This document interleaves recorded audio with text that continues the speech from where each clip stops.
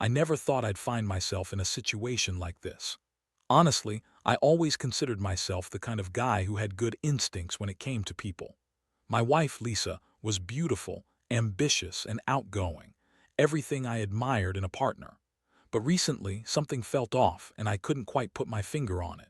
Maybe it was the late-night yoga classes she kept mentioning, or the way her phone always seemed to be buzzing with messages whenever I walked into the room.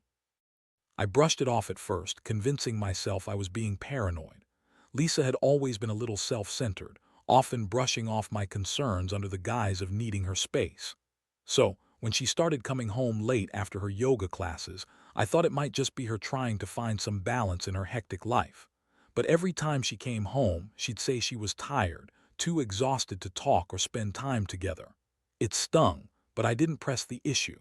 Maybe I was just being insecure. It wasn't until I overheard a conversation between her and her friend, Melissa, that my gut started churning. They were in the next room, and I could hear snippets of their chat. Lisa mentioned something about a great workout and how she couldn't wait to see him again. My heart sank. Who the hell was she seeing? My mind raced, but I hesitated to jump to conclusions. I tried to tell myself that maybe it was just a casual chat about a new yoga instructor or something harmless, but the nagging feeling wouldn't leave me. I decided I had to find out for sure. So one evening, I resolved to follow her after she left for her yoga class. I had to know what was going on. It felt absurd, sneaky, and wrong, but sometimes curiosity can push a person to desperate measures. I waited until she pulled out of the driveway and then I followed her. My heart pounded as I turned the ignition and drove behind her. I kept my distance, trying not to attract her attention. She drove for about 15 minutes before pulling into a dimly lit parking lot of a small gym. My heart raced as I parked a few spots away, watching her get out and straightening her hair before she walked towards the entrance. Everything in me screamed to turn around and leave, but I stayed put. What if I was right? What if this was the moment I uncovered the truth? I watched as she entered the building, and after a few minutes, I decided to get out of my car and approach the entrance. I took a deep breath and steeled myself for what I might find. As I stepped inside, the atmosphere felt charged, filled with the sounds of laughter and music. I scanned the area, and that's when I saw him. A tall, athletic-looking guy with dark hair, leaning casually against the wall, chatting with Lisa. I felt something inside me snap. The way she laughed at his jokes and leaned closer to him made my blood boil. This was not a yoga class. This was something else entirely. I couldn't believe my eyes. It was as if I was watching a movie unfold in front of me, and I was the unsuspecting character who suddenly realized he was in the wrong scene. The realization hit me like a punch to the gut. This wasn't just some innocent workout. My wife was here for something else, something that felt like betrayal. I wanted to confront her right then and there, but I held back. I decided to gather more evidence. I darted into a nearby corner, pretending to be engrossed in my phone while my heart raced. I couldn't hear their conversation clearly, but I saw enough to know that there was undeniable chemistry between them. It was sickening. Minutes passed, and my mind was racing with thoughts. How could she do this to me? I thought about our life together, the promises we'd made, and the love we'd built over the years, all of it now feeling like a lie. I felt like a fool. I had trusted her completely, and she was betraying me right in front of my eyes. Just when I thought I couldn't take it anymore, Lisa and her friend moved toward the exit. I collected my thoughts and decided to intercept them. As they stepped outside, I called out, "Lisa." I watched as her eyes widened in shock, and her laughter froze in her throat. The look on her face was a mixture of surprise and guilt, and I could see that the truth had been exposed. "David," she stammered as if I were the last person she expected to see there. I could see the wheels turning in her mind, searching for an excuse, a way out of this mess. I felt anger coursing through my veins, but I also felt a deep, aching sadness. "Who is this guy?" I demanded, pointing at the man beside her. "What's going on here?" Her friend, realizing the tension in the air, quickly retreated, leaving us to confront the mounting storm between us. The confrontation that followed was a whirlwind of emotions, accusations, and half-hearted apologies. Lisa tried to deny everything at first, weaving a tangled web of lies that only deepened my anger. But the truth hung thick in the air. I felt like I was losing her right there, and I couldn't decide if I wanted to scream or cry. "How could you do this to us?" I asked, my voice barely above a whisper. She hesitated, searching for words that might salvage her image, but I could see the cracks in her facade. "I'm just tired, David. It's not what you think," she insisted, but I wasn't buying it. The damage was done, and all I could feel was betrayal wrapping around me like a suffocating blanket. The emotional impact hit me hard. I had built my life around this woman, and now, faced with her infidelity, everything felt like it was crumbling around me. I had to think fast. I had to make a decision on how to move forward, and it felt like I was standing at a crossroads, unsure of which path to take. The confrontation was a blur of accusations and denials.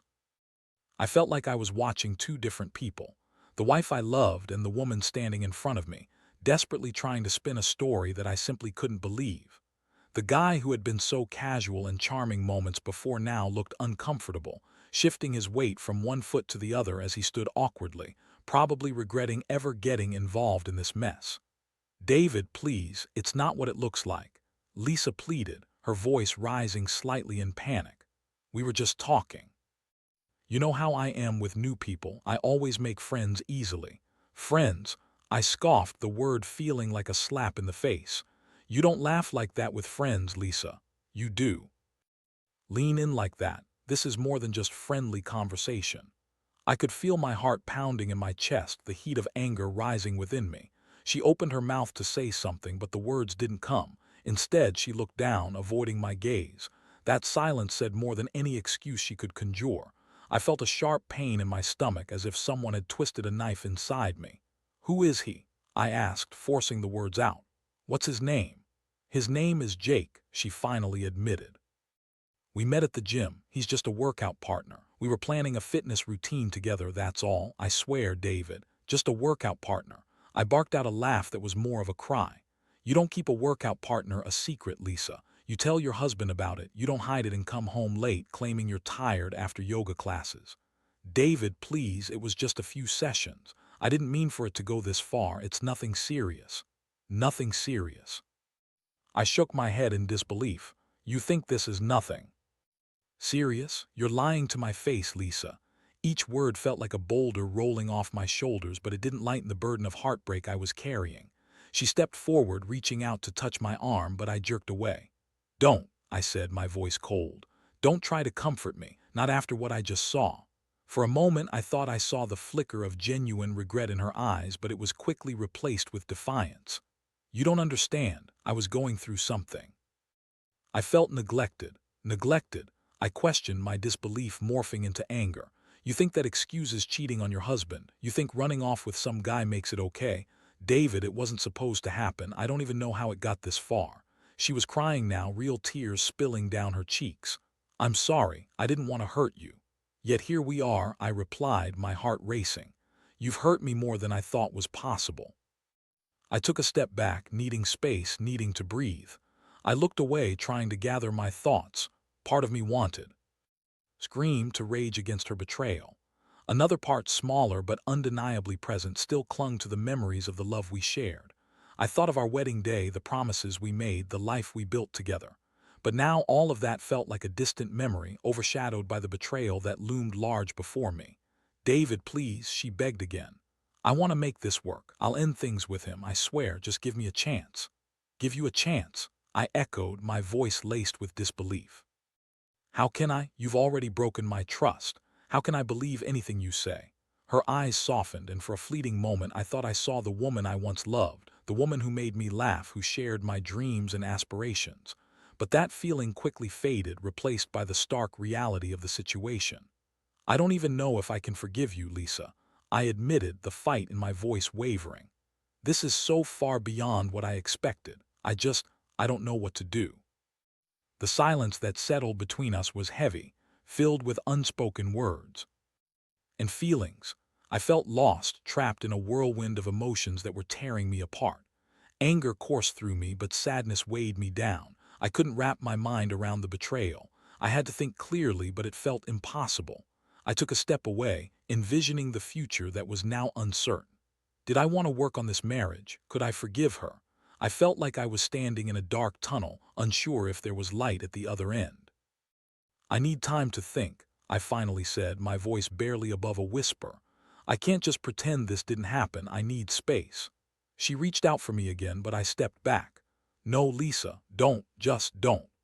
I turned and walked away, leaving her standing there, tears streaming down her face. I could hear the faint sound of her sobs behind me, but I knew I had to distance myself from her, from the pain she caused and the betrayal I couldn't shake. I didn't know what was next for us, but I felt a decision looming over me, heavy and ominous. As I drove home in a daze, the reality of it all crashed over me like a wave. I had caught my wife cheating, and my heart felt like shattered glass scattered across the floor. I thought about how I would have to face this new normal. I couldn't shake the feeling of betrayal, and it was suffocating. Tomorrow would come, but it wouldn't be the same. Everything had changed in a single night, and I was left to navigate the emotional aftermath of the wreckage. I needed to decide what to do next, not just for our marriage, but for myself. Would I ever find a way to trust her again? Would I even want to? The questions haunted me as I pulled into the driveway, unsure of what awaited me inside. When I walked through the front door of our home, it felt like stepping into a different world, one filled with shadows of what used to be. The familiarity of our space, once filled with warmth and laughter, now felt suffocating and cold. I was struck by a mix of emotions: anger, betrayal, and an overwhelming sadness. Every piece of furniture, every framed photo on the wall reminded me of the life we had built together, the love we had shared, but it all felt tainted now, stained by her infidelity. I moved through the house like a ghost, my mind racing with thoughts. Lisa was still at the gym, and I was grateful for the solitude. I needed time to process what had happened. I sank down onto the couch, staring blankly at the wall. How did it come to this? How did the woman I loved transform into someone capable of such betrayal? As I sat there, replaying the evening in my mind, the anger began to bubble up again. I couldn't believe I had trusted her so blindly. I thought of all the small signs I had ignored, the late nights, the secretive phone calls, her growing distance. Each moment now felt like a breadcrumb leading to the ultimate betrayal. I was furious, but I was also heartbroken. After a while, I stood up and walked into our bedroom. The bed felt empty, a stark reminder of the intimacy we once shared. I glanced at her side of the bed, neatly made, as if everything was just fine. A bitter laugh escaped my lips. It was all a facade, a carefully constructed lie. I opened her bedside drawer and rummaged through it, hoping to find something, maybe a note or a message that would explain everything. But all I found were the usual things: a few old receipts, her favorite lip balm, and a small notebook filled with her daily plans. I flipped through the pages of the notebook, half expecting to see something incriminating, but it was just her usual schedule: yoga classes, meetings, lunch dates with friends. I felt a pang of disappointment.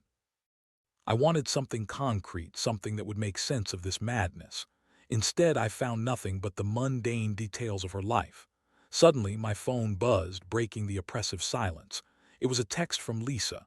"Hey, I'm on my way home. I'm so sorry about earlier. Can we talk?" A knot formed in my stomach. Did she really think I wanted to talk? The anger surged again, and I contemplated ignoring her message, but I knew I had to face her eventually. Instead of replying, I put my phone down and paced around the living room, unable to sit still. I felt like a caged animal, trapped between the love I still had for her and the betrayal that felt like a dagger in my heart. When I heard the sound of her car pulling into the driveway, my heart raced. I braced myself for the confrontation that was about to unfold. Part of me feared what she might say, and another part of me craved closure. I took a deep breath and prepared for the confrontation, uncertain of how it would go. As she walked through the door, I could see the remnants of tears on her face. She looked remorseful but also defensive, as if she was ready for a fight. "David, she started, but I cut her off. "Save it, Lisa." I could feel the intensity rising in my voice. "You don't get to just walk in here and act like nothing happened." "I know," she said, her voice trembling. "I messed up and I'm so sorry. Please just let me explain." "Explain what?" I replied, my anger boiling over. Explain how you were getting cozy with some guy while I was at home, wondering why you were late. Explain how you could betray our marriage like this. I didn't mean for it to happen, she exclaimed, her voice rising. It was a moment of weakness. I felt so lost and I thought I could find myself again. I never meant to hurt you. Never meant to hurt me. I echoed incredulously. What were you thinking, that it was okay to lie to me, to sneak around behind my back? I thought I could handle it. I thought it wouldn't go anywhere. She was pleading now, desperation creeping into her tone. But then it just happened. I didn't plan for this to happen. I shook my head, feeling sick to my stomach. I can't believe you're trying to justify this. You made a choice, Lisa. You chose to betray me. You chose to let someone else into your life instead of talking to me. I was scared, she shouted, her voice cracking. I felt like I was losing myself and I didn't know how to tell you. I thought I could find that part of myself again. By cheating on your husband, I shot back. That's your solution. You couldn't just come to me and say you were feeling lost. Instead, you chose to go behind my back. I know, she cried, tears streaming down her face. I'm so sorry, David. I messed up and I regret it every day. Please just give me a chance to make it right. I took a deep breath, trying to calm the storm raging inside me. Part of me wanted to scream, to let my anger overflow, but another part felt the sorrow of the situation weighing me down. I could see the pain in her eyes, and for a moment I felt a flicker of sympathy. But it quickly faded, replaced by a deep sense of betrayal. Do you even understand what you've done? I asked, my voice trembling. You've shattered my trust. You've made me question everything about us. How can I move forward knowing that you chose to be with someone else? I'll do whatever it takes to regain your trust, she implored, her voice filled with urgency. I'll quit my yoga classes and cut ties with Jake. Just please don't give up on us. I love you. Her words hung in the air, heavy with desperation. I felt a mix of anger and sadness wrestling within me. Could I forgive her? Could I even imagine starting over after this? I didn't know the answer, but I realized I needed more time to think. Right now, I can't even look at you, I finally said, my voice low and steady. I need space to process this. I can't pretend everything is okay because it's not. I turned away from her and walked towards the bedroom, leaving her standing there, a broken woman. I could hear her sobbing softly behind me, but I couldn't turn back. I felt like I was drowning in a sea of emotions, and I needed to take a step back to figure out what I truly wanted. As I lay on the bed, staring at the ceiling, the enormity of the situation weighed heavily on my heart. I loved her, but could I ever trust her again? The questions haunted me, swirling around my mind like a storm. I had to face the truth. The path forward would be difficult, no matter what I decided. And I knew that no matter the outcome, nothing would ever be the same again. The next few days were a blur of confusion and sorrow. I was caught in a whirlwind of emotions, oscillating between anger, heartbreak, and moments of numbness. Lisa and I barely spoke. The silence in the house was deafening. She would leave for work in the mornings, and I would stay behind, consumed by thoughts of betrayal and the wreckage of our marriage. Each time she walked past me, I felt a pang of loss, as if she were a stranger rather than the woman I had once loved so deeply. I didn't respond to her texts asking to talk or meet up. I was still processing everything, and the last thing I wanted was to engage in another emotional confrontation that would only leave me feeling more drained. I needed time, time to think, time to breathe, time to feel the weight of my reality. One evening, after a long day of wrestling with my thoughts, I found myself scrolling through my phone, looking for distractions. I stumbled upon a support group for people dealing with infidelity, an online community where individuals shared their stories and experiences. I signed up, feeling like a voyeur at first, but as I read through the posts, I found myself resonating with the stories shared by others. It was eye-opening to see that I wasn't alone. There were others who had been through similar betrayals, and they were sharing their struggles, their heartbreak, and their journeys toward healing. Some had chosen to forgive and rebuild their relationships, while others had decided to walk away. It was the first time in days that I felt like I could breathe again. As I read about their experiences, I realized I had to make a decision, one that would shape the course of my life moving forward. I thought about Lisa's pleas for forgiveness, her promises to end things with Jake, and her desperation to make things right. Part of me wanted to believe her, to give her another chance. But another part of me screamed that I couldn't let this betrayal define me or our marriage. One night, I finally found the courage to confront her again. I invited her to sit down and talk, my heart pounding in my chest as I prepared to address the elephant in the room. Lisa looked nervous, her eyes darting around the room, avoiding my gaze. "I've been doing a lot of thinking," I began, my voice steady but firm. "I've read a lot about infidelity and how it impacts relationships. I realize that this isn't just about you and Jake, it's about us, what we had and what we lost." "David, I know I messed up," she said, her voice shaking. "I'll do anything to fix this, just tell me what you need." I took a deep breath, steeling myself for what I had to say. "I want to be clear that I can't just sweep this under the rug. I can't pretend everything is okay because it's not. What you did was devastating, and it has broken my trust in ways I can't even begin to describe."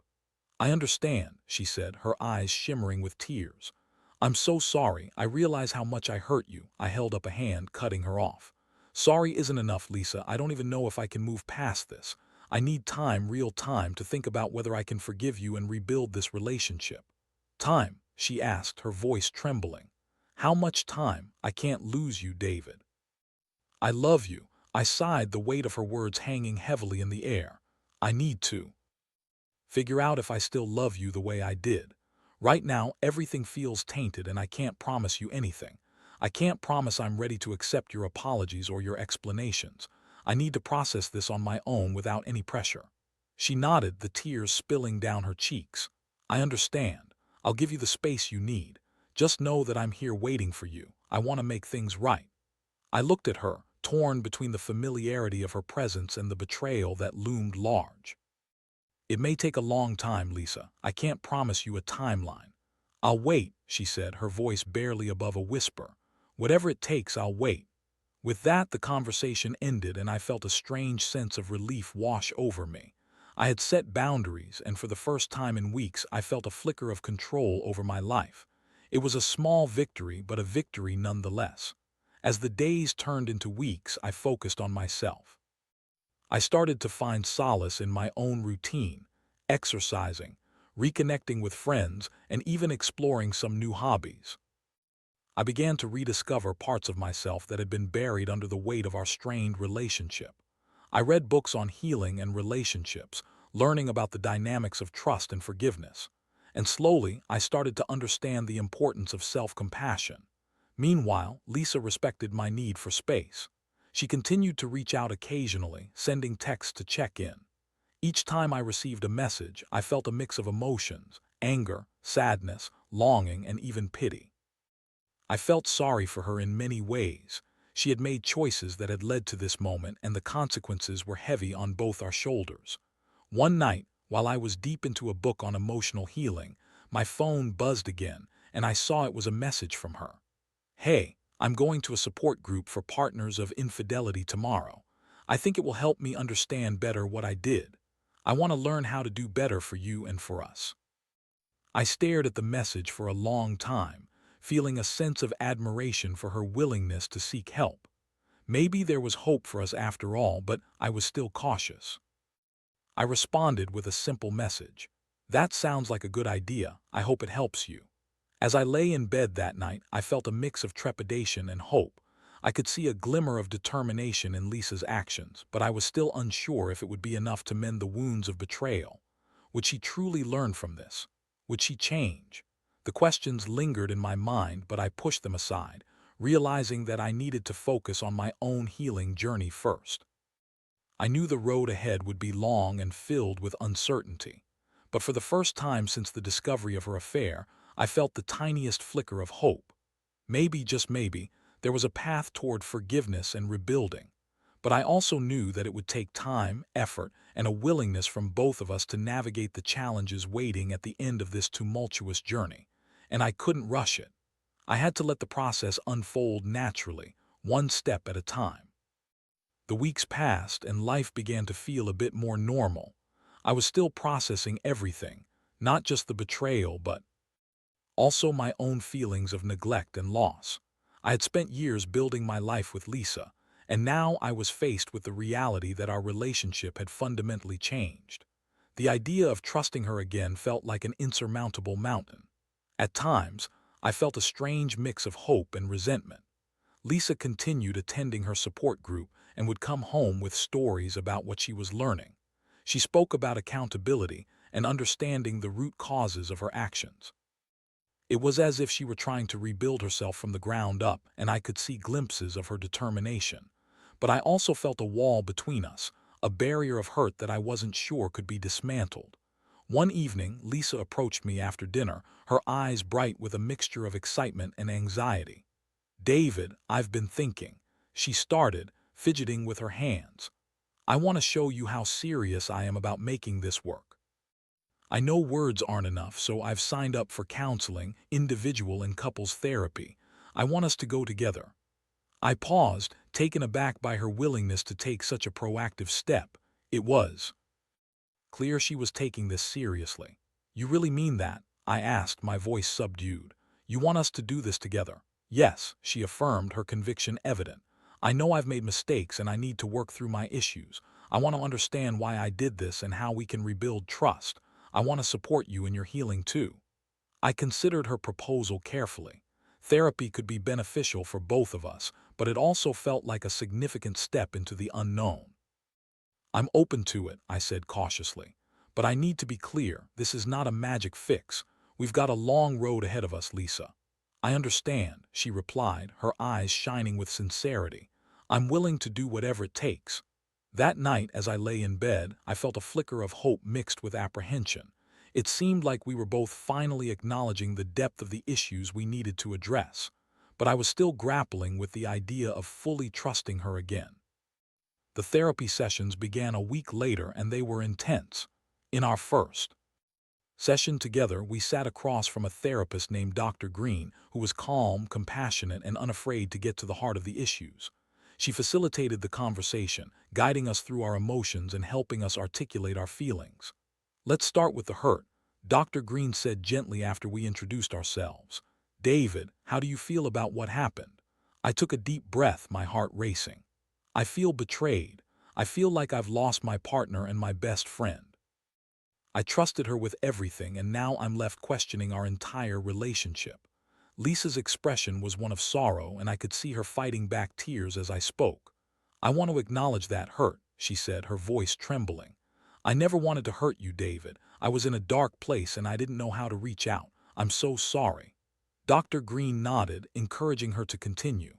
"Lisa, can you share what you learned about the motivations behind your actions?" "I realized that I was feeling lost," she explained, her voice steadying. "I neglected my own needs and didn't communicate with David about how I was feeling. Instead of seeking help or talking to him, I sought validation from someone else. It was wrong, and I know that now. But I was caught up in my own insecurities." Dr. Green encouraged her to dig deeper, and with each session, Lisa began to peel back the layers of her feelings. I listened intently, trying to understand her perspective while grappling with my own emotions. I felt a mix of anger, but also empathy as she talked about her struggles with self-worth and the pressure she placed on herself. As the sessions continued, I found myself opening up too. I began to express my own feelings of neglect and frustration that had built up over the years. I admitted that I had also been distant, focusing too much on work and not enough on the relationship. It was a painful realization, but one that felt necessary to acknowledge. "Trust is something that takes time to rebuild," Dr. Green reminded us during one session. "It's important to be patient with each other as you navigate these feelings. Healing won't happen overnight." Each week, I felt the weight of our situation slowly start to lift, but there were still painful moments. There were nights when I'd wake up in a sweat, haunted by images of her with Jake. I would feel anger rising, and I had to remind myself that healing was a process, one that required both of us to commit to change. Lisa seemed to genuinely embrace the therapy, taking notes and reflecting on her feelings between sessions. She would often share her insights with me, showing that she was committed to understanding and growing. The more she opened up, the more I saw glimpses of the woman I fell in love with. But there were also moments when the anger would rear its ugly head. One night, after a particularly emotional session, I came home feeling heavy with frustration. I looked at Lisa, who was sitting across from me, and for a moment I let the anger take over. "How do I know this is real?" I asked, my voice rising. "How do I know you won't slip back into old habits?" "Because I'm trying," she exclaimed, tears welling in her eyes. "I'm doing everything I can to change. I know I messed up and I'm fighting for us." Her vulnerability broke through my defenses, and I felt the anger dissipate. I realized that we were both on this journey together, navigating the wreckage of our relationship. It was messy, painful, and filled with setbacks, but there was also growth. As weeks turned into months, I started to see glimmers of hope. We began to communicate more openly, and Lisa worked hard to show me that she was committed to rebuilding our relationship. I noticed small changes. She would leave little notes for me, express appreciation more often, and actively participate in our conversations. One evening, as we sat on the couch together, I felt a sense of peace wash over me. "I think we're making progress," I said, reflecting on how far we had come. "It's not easy, but I feel like we're starting to reconnect in a way I didn't think was possible." "I feel it too," she said, a smile breaking through her tears. "It's not perfect, but I believe we can get there, one step at a time."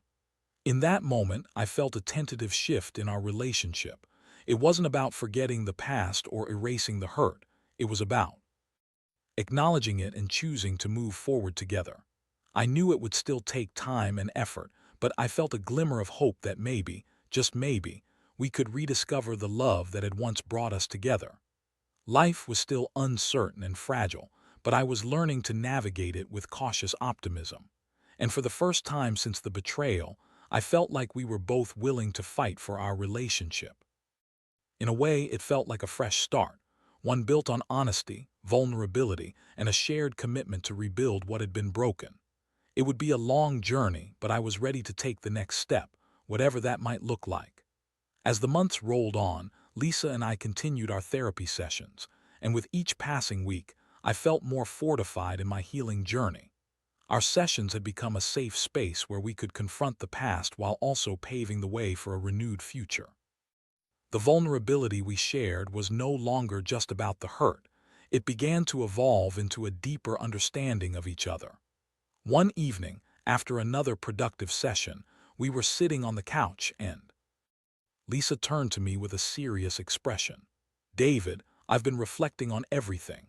I know I made a terrible mistake and I've worked hard to understand why I did it, but I also realize we both contributed to the distance that led to this point." I nodded, appreciating her honesty. "I know I wasn't always there for you either, and I wish I had seen the signs sooner. I thought I was doing the right thing by focusing on my career, but I neglected our connection." Lisa reached for my hand, squeezing it gently. "I want us to keep working on this, not just for the sake of the past, but for our future. I believe we can rebuild something even stronger than before." Her words resonated, and for the first time in months, I felt a surge of optimism. We had both done the difficult work of confronting our issues, and while the scars of betrayal would remain, I sensed a new foundation forming beneath us. Forgiveness was still a work in progress, but I was finally beginning to feel that I could trust her again, albeit cautiously. One afternoon, we decided to take a trip to the beach together. It had been a while since we'd spent quality time without the weight of our past hanging over us. As we walked along the shoreline hand in hand, I felt the warmth of the sun on my back and the sand between my toes. It was a moment that felt almost idyllic, a reminder of the simpler times we had once shared. "Do you remember our first beach trip?" Lisa asked, a nostalgic smile spreading across her face. I chuckled, recalling how I had attempted to impress her by playing frisbee, only to miss and hit a nearby sunbather instead. "How could I forget? You were so embarrassed." She laughed, her laughter lifting the weight that had lingered between us. "You made me laugh, and that's why I fell for you." As the sun began to set, painting the sky in hues of orange and pink, I turned to Lisa, feeling a sense of clarity wash over me. "I think we're healing, Lisa. I can see it in the way we talk and connect now." "I feel it too," she replied softly, "and I want us to keep moving forward. I Want to build a life where we can be honest and support each other no matter what. I took a deep breath, feeling the salt in the air and the weight in my heart start to lift. I'd like that. I want to be the partner you need, and I hope we can create a relationship built on trust and love. We stood there, watching the sun dip below the horizon, and for the first time in a long time, I felt a sense of hope. It was a hope tinged with the reality that we still had work to do, but also one that came from a place of renewed commitment to one another. The journey hadn't been easy and the wounds were still healing, but we were on the path towards something new. As the stars began to twinkle in the night sky, I turned to her. No matter what happens, I want you to know that I'm committed to this journey. I don't want to lose you again. I won't let you down, she promised. I'll keep fighting for us. We walked back to the car hand in hand, both of us, feeling the weight of our past but also the lightness of hope for the future. I realized that love isn't just about the highs. It's about weathering the lows together and coming out stronger on the other side. The journey ahead wouldn't be without its challenges, but as long as we continued to communicate openly, support one another, and embrace the process of healing, I felt confident that we could find our way back to each other, maybe even stronger than before. In the weeks that followed, we embraced our new reality, attending therapy sessions and actively working on our relationship. It wasn't always easy, but I noticed that Lisa was making a genuine effort to be more present and communicative. I also worked on being more attentive and engaged, finding a balance between my personal aspirations and our shared goals. Slowly but surely, the stitches began to mend the fabric of our marriage. We started to plan small outings together, rekindling the romance that had taken a backseat during our struggles. Even the little things meant a lot: a shared dinner, a walk in the park, or simply curling up on the couch with a movie. It was as if we were rediscovering each other piece by piece. Months later, after attending a particularly insightful session, I found myself reflecting on how far we had come. I felt lighter, as if some heavy burden had been lifted. I turned to Lisa and smiled, my heart swelling with gratitude. I appreciate everything you've done to work on us. I can see how hard you're trying, and it means the world to me. Tears welled in her eyes, and she smiled back. I'm grateful for your patience, David. I know I have a long way to go, but I'm committed to this.